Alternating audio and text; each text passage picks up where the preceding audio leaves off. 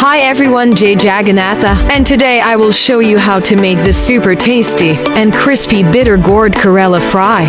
Firstly, cut the Karela into small slices like this.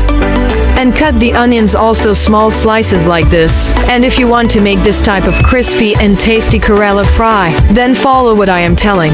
And add a 15 grams of gram flour besan into it. And add salt as for your taste. And a half spoon of turmeric and 1 spoon of chili powder and mix it all together.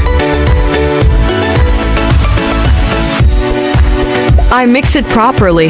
Make sure that you are not using any water. I have used 1 spoon of water, and it should be dry. If you add more water then, it not be crispy and tasty. It will become soft. And take a vessel and heat oil and fry the green chilies. And after that take the same oil and fry the Karela.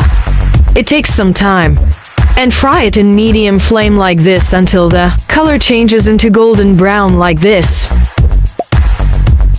And in the same oil, fry the onions like this and our Karela fry is ready, and it is ready to serve. And thanks for watching. Subscribe for more.